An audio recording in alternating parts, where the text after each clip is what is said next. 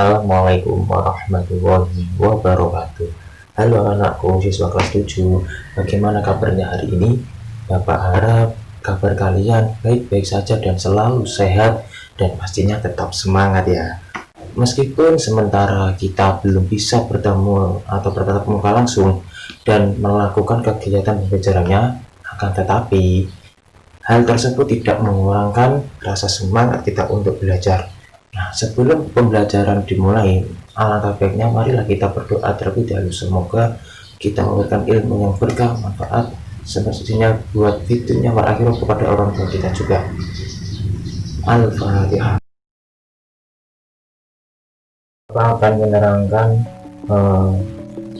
Al-Quran hadis yang bertema kusandarkan aktivitasku hanya kepada Allah dalam tafsir Al-Quran Surat Al-Fatihah. Untuk kompetensi dasarnya yaitu yang pertama menghayati keesaan Allah sesuai kandungan Al-Quran Surat Al-Fatihah. Yang kedua terbiasa beribadah dan berdoa sebagai penerapan isi kandungan Al-Quran Surat Al-Fatihah. Memahami isi kandungan Al-Fatihah dan membaca dan menghafal Al-Quran Surat Al-Fatihah. Untuk indikatornya yaitu membaca, menerjemahkan, menjelaskan, dan menghafalkan Al-Quran Surat Al-Fatihah. Aktivitasku hanya kepada Allah. Sebagai manusia, banyak aktivitas yang harus kita kerjakan, mulai bangun tidur hingga kembali tidur lagi. Demikian pula yang dilakukan orang-orang di sekitar kita. Jika kita tidak menyadari, maka kita tidak akan mengetahui sejauh mana aktivitas yang kita lakukan itu dapat membahayakan bagi akidah kita ataupun tidak. Dalam Al-Quran Allah berfirman, Bismillahirrahmanirrahim. Man amila sholihan min dzakarin aw unsa wa huwa mu'minun falyuhyiyannahu hayatan thayyibah wa lanajziyannahum ajruhum bi ahsani ma kanu ya'malun. Artinya yaitu barang siapa yang mengerjakan amal soleh baik laki-laki maupun perempuan dalam keadaan beriman, maka sesungguhnya akan kami berikan kepadanya kehidupan yang baik dan sesungguhnya akan kami beri balasan kepada mereka dengan pahala yang lebih baik dari apa yang telah mereka lakukan atau kerjakan. Al-Quran Surat An-Naml ayat 97. Terus tauhid adalah hal terpenting bagi kehidupan seseorang manusia. Kekuatan akidah kita juga banyak ditentukan sejauh mana pemahaman dan pengalaman ketika kita akan tauhid tersebut. Berdasarkan pentingnya pengalaman tauhid dalam kehidupan manusia, maka wajib bagi setiap muslim mempelajarinya. Yang seterusnya yaitu apa sih tauhid? Itu? Awal kata tauhid adalah syirik. Syirik merupakan perbuatan menyekutukan Allah dengan sesuatu yang lain. Untuk inilah sebenarnya manusia diciptakan oleh Allah, dan sesungguhnya misi para rasul adalah untuk menegakkan tauhid dalam pengertian tersebut di atas, mulai dari rasul pertama sampai rasul terakhir yaitu Nabi Muhammad SAW. Baca surat Al-Fatihah bersama-sama berserta artinya. Bismillahirrahmanirrahim. Dengan menyebut nama Allah yang Maha Pengasih lagi Maha Penyayang. Alhamdulillahirabbil alamin. Segala puji bagi Allah, Tuhan seluruh alam.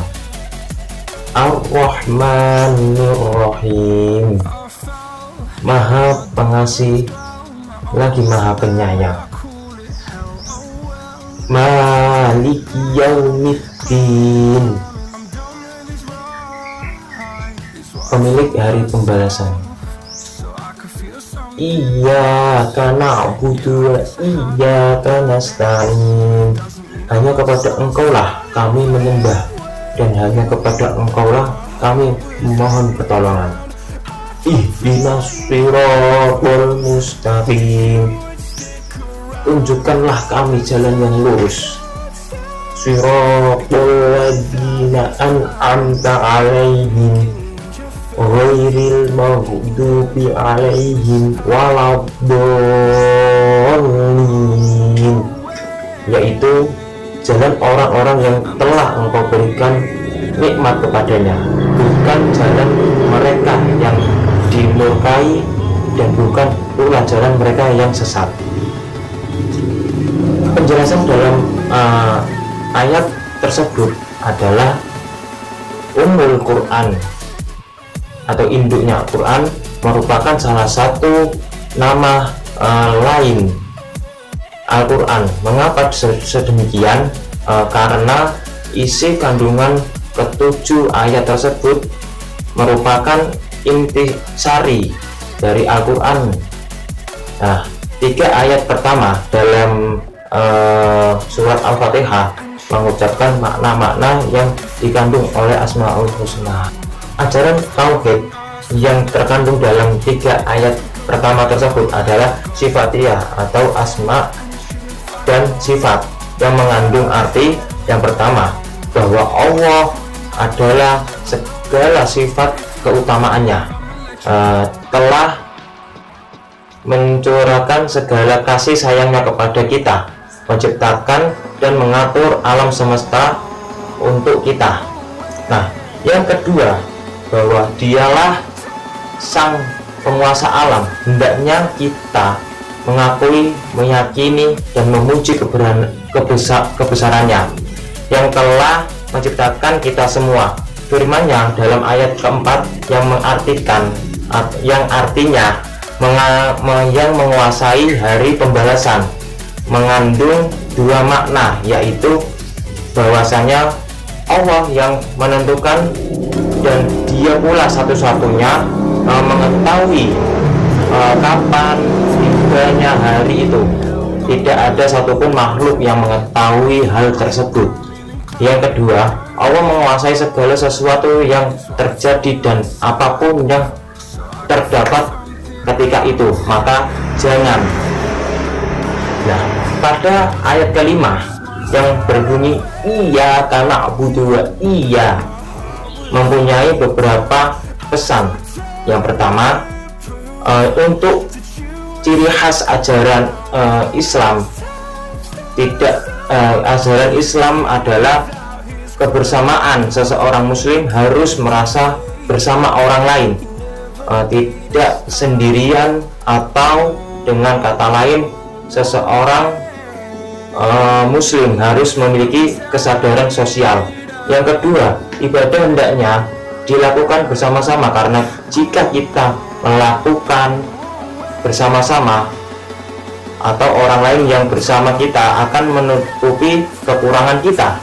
Nah, pada ayat ke-6 yaitu ihdinas shiratal mustaqim, mencakup segala yang meliputi urusan makhluknya dalam mencapai tujuannya atau pasrah kepada Allah dan menoleh untuk meraih rahmatnya, serta mengesampingkannya selainnya. Sungguh hanya kepadanya kita berharap agar menunjukkannya kita ke arah tujuan yang benar.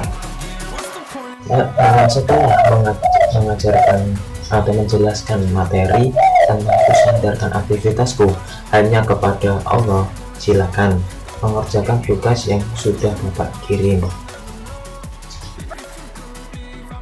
Jangan lupa untuk absensinya Bapak kirim link di bawah ini ya. Jangan lupa untuk mengisinya anak-anak. Cukup sekian. dari Bapak. Wassalamualaikum warahmatullahi wabarakatuh.